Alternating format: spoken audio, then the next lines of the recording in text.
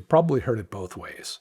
Porn causes ED, and, nah, that's just broscience. But when ED's already shaken your confidence, that debate only adds confusion. This video breaks it down. The research, what I've seen with clients, and a self-test you can do so you can decide for yourself if porn is helping you, hurting you, or it just doesn't matter. And from there, you can start focusing on what will get you back to a sex life you're really happy with. Okay, before we get into the research or what I think, let's take a quick look at the idea that porn causes ED. I think it pretty much started with Gary Wilson. He was a biology professor who did a TEDx talk where he said that unlimited novelty rewires arousal pathways, creating addiction-like patterns that can cause ED.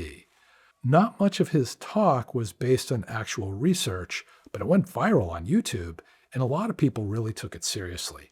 Later on, some celebrities like Pam Anderson and some well-known sex therapists have also drawn a link between porn and ED. These folks make some good points, and there definitely is some research that shows a link. A Swedish study from 2019 showed that guys who watched porn from an early age often escalated to more extreme content, then that led to arousal problems during regular real-life sex. Quitting porn use helped some of those guys get back to normal sexual function. A Turkish study from 2023 showed that frequent porn use was associated with psychological ED in young married guys. Both of those studies are pretty small, though. The Swedish study was only 16 guys, the Turkish one 66 guys. Some other studies have shown that it's actually not general porn use that causes ED. With one, it was two groups, each watching the same amount of porn. The first group didn't label themselves as being porn addicts. Their erections were fine. The second group labeled themselves as being porn addicts. Those were the guys who had the ED. So it seemed like it was more the label than the actual porn consumption driving the ED. So you might want to be careful of any labels you put on yourself. Those both studies suggest they can make a real difference. Similarly, a study in the Journal of Psychosexual Health found that negative beliefs about porn use were the key factors in guys with ED. Once again, it wasn't the actual porn use. What seemed to matter most wasn't how much porn you watch, but how you feel about the porn you watch. Guys who prefer porn over sex had higher rates of ED in a 2019 study, but there wasn't any link found between the frequency of porn use and the ED. All that good research, I'm sure, but again, the participant numbers were fairly small. So let's talk about multinational studies with big numbers. High sample size means more reliable results. A Canadian study of 800 guys found that recreational porn users reported higher sexual satisfaction and lower compulsivity, avoidance, and dysfunction. And even the compulsive porn watchers had low ED numbers. The Journal of Sexual Medicine published a study of studies in 2015. They said, "We found little evidence of the association between pornography use and male sexual health disturbances. Contrary to raising public concerns, pornography does not seem to be a significant risk factor for younger men's desire, erectile, or orgasmic difficulties." In a study of 3,600 guys in the 2022 International Journal of Impotence Research, they concluded pornography use showed no association with erectile function or relationship satisfaction. Okay, sounds great, right?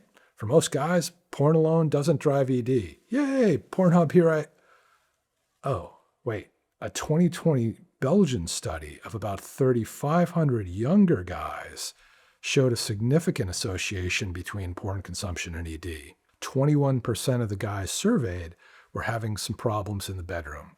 And the research showed a pretty direct correlation between the amount of porn watched and the intensity of their ED.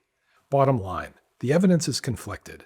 Small studies sometimes show a link between porn and ED, sometimes they don't. Of the 4 big studies, 3 show no connection between porn and ED. 1 shows a pretty clear connection between porn and ED in younger guys. The one thing that I think is useful to take away from some of the smaller ones is it's not the porn quantity that seems to be most predictive of ED. It's the context. how you feel about the porn, what labels you use, what else is going on in your life. My take on porn and ED, I've never seen a guy whose ED was directly caused by porn use. Never. But I have had clients who said that cutting back or quitting their porn use helped them to feel better about themselves. When they felt better about themselves, it made it easier to work through some of the other stuff that was actually driving the ED. I've also seen some guys where quitting porn enabled them to bring better sexual energy into the bedroom. Quitting enabled them to be more sort of with their partner, more connected, less in their heads. I've had a few guys call me who thought their ED was a direct result of porn addiction, but they never actually came on board as clients, so I can't say for sure how true that was or wasn't. So from my standpoint, I'd say it can be a factor in ED, but as far as any kind of direct cause and effect, I haven't seen it. What I've seen that's more important, I think, is its effect on overall sex drive. Quick story. I worked with a client a while back, a single guy, didn't have ED. He had social anxiety. He was afraid to approach women. We did some work on the problem, and he totally solved it. He could approach women pretty easily. So he came in for a session one time, and he mentioned that he had seen this really cute girl down the street from my office. I asked him if he approached her, and he said no. Thought that I was thinking there was some aspect of the original problem to work on, so I asked him, why not? He kind of hemmed and hawed, and then said, he just didn't feel like it. I asked him how much porn he was watching. He lit up, said a lot, to the point where he thought it was a problem. So I asked him if he wanted some help with it. He was really enthusiastic. He wanted to change. So as a therapeutic intervention, we made an agreement. He could watch all the porn he wanted, but if he did, he had to write a check for $50 to a particular political organization that he really despised. A week went by. He came back in and was happy. He had only watched porn once.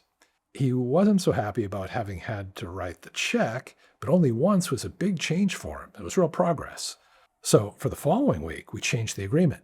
The new rule was that he had to write the check and put it in the mail before he could watch porn. When he came in the following week, he described sitting at his desk, getting halfway through writing the check, and then getting really mad, just saying, fuck it. So he didn't watch, and he was porn-free for that week. And then another 2 or 3 weeks went by. No porn. His next session, he came in with this big smile on his face. I asked him what was up, and he looked at me with this kind of incredulous expression and said, I never knew it was so easy to get laid, which he had done a lot.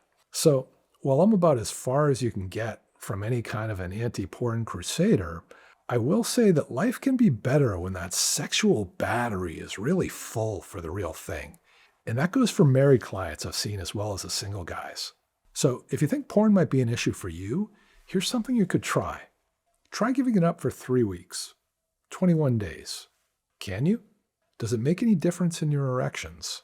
If you're in a relationship, does it make any difference in how you feel when you're with your partner?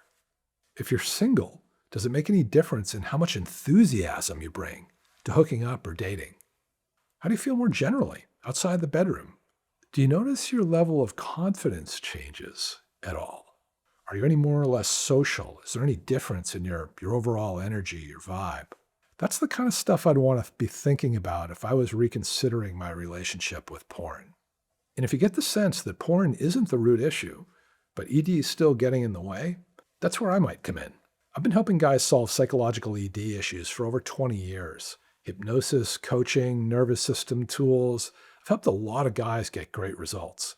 If you want to talk, just drop me a note or give me a call. And either way, I hope you keep moving in the direction of a really healthy, happy, fun sex life. Thanks for watching.